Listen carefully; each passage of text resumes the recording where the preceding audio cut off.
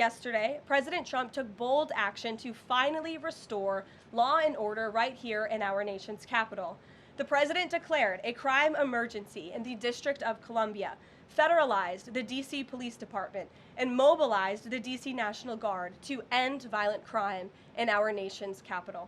As part of the president's massive law enforcement surge, last night, approximately 850 officers and agents were surged across the city. They made a total of 23 arrests, including multiple other contacts.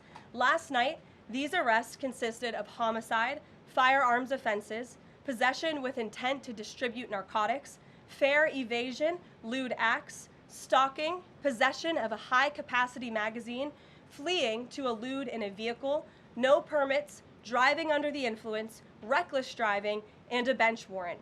A total of 6 illegal handguns were seized off of District of Columbia streets as part of last night's effort.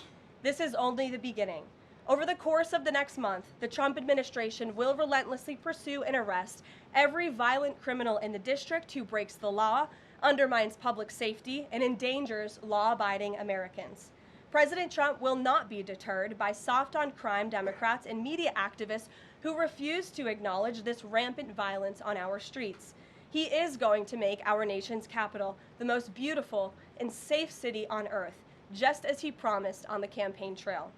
There have been, unfortunately, far too many victims of crime in this city, and I know the majority of residents in the District of Columbia agree with you. In fact, a new poll from the Washington Post I was reading this morning, this was released in May of 2024, so it's quite funny how many of you in the media agreed with what the president was saying yesterday, but now once the president says it, many of you are disagreeing with him. But this poll released by the Washington Post found that 65% of district residents think crime is an extremely serious or a very serious problem, and this was up from 56% last year. So the concern that you share with so many other residents in the District of Columbia is real, and that's why this president is taking action to address it. To get to the heart of your question, I think it's despicable that Democrats cannot agree that we need more law and order in a city that has been ravaged by violence, crime, murders, property theft.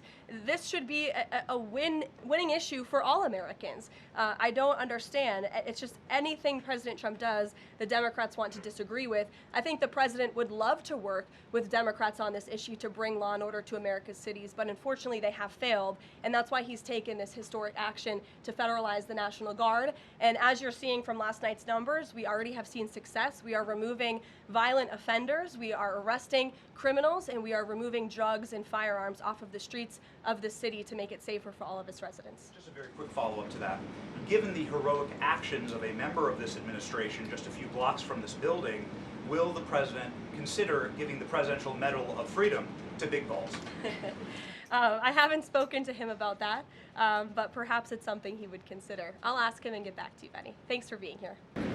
Look, if law enforcement officers encounter a criminal in this city, and they are an illegal alien, of course the appropriate measures to detain and deport that individual will be taken, as they should.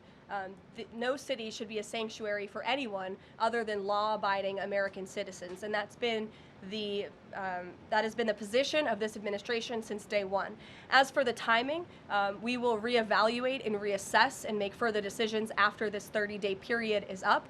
But within these 30 days, our entire focus is making sure that this is the most efficient operation possible and that we are removing as many criminals from the streets and we are cleaning up D.C. as best as we can and working with the Metropolitan Police Department to do that. I know the mayor just spoke several minutes ago. I was watching her on television, and she said that an increase of law enforcement officers on the streets will be helpful to deter crime in this city, and we look forward to working with these brave men and women of the Metropolitan Police Department to remove criminals off of our streets and to keep law-abiding citizens in the district safe.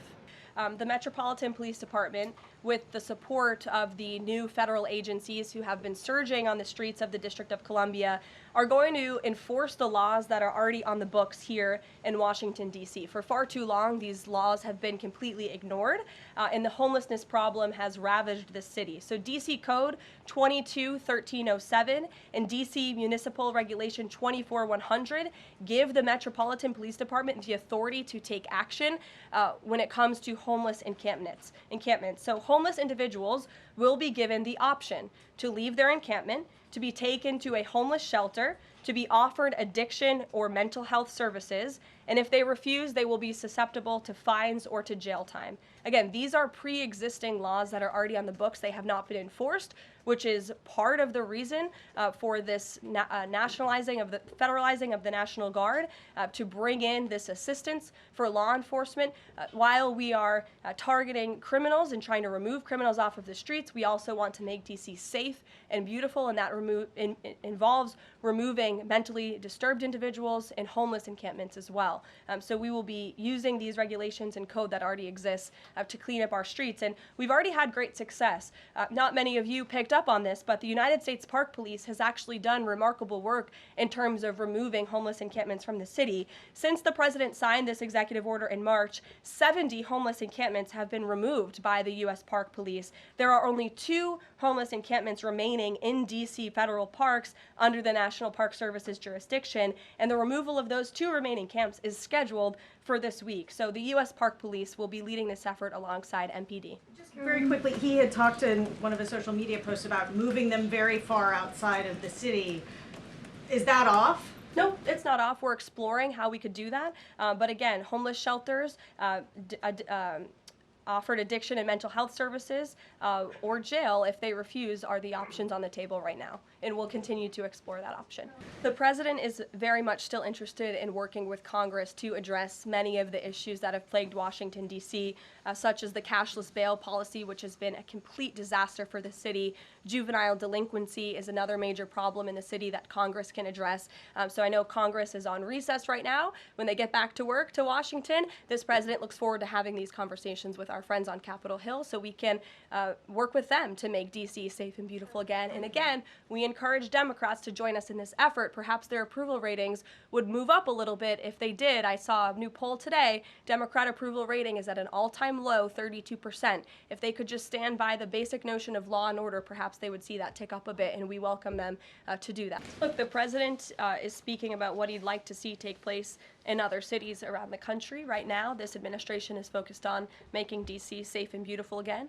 When the time comes, we'll talk about that. But I will note that the president wants to see all of our nation's cities be safe. But I think starting with our nation's capital is a great place to begin, and it should serve as a model for the rest of the country.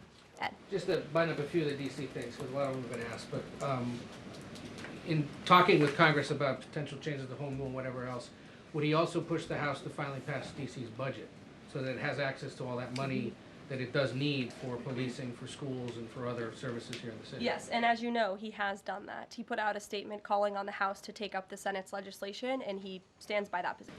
If you read the executive order, it will tell you the leadership structure is as follows. We plan to work with the Metropolitan Police Department, but ultimately the chain of command is as such. The President of the United States, the Attorney General of the United States, our DEA Administrator, Terry Cole, who is now serving ahead of the Chief of the Metropolitan Police Department. And they will be working together. Nope, Terry Cole, as you heard from this briefing room yesterday, is in charge of the Metropolitan Police Department, and he's working with the chief to ensure that law enforcement officers are allowed to do their jobs in this city. Well, I just walked through what the leadership structure looks like right now. Within the uniformed police department, right? I mean, does that mean that the Attorney General, others kind of have the ability to make those personnel decisions? I would imagine it means they have the ability. As for any changes, I'm not tracking any. Again, we look forward to working alongside the Metropolitan Police Department, and we did that last night successfully, and we hope we can do that for the next 29 nights.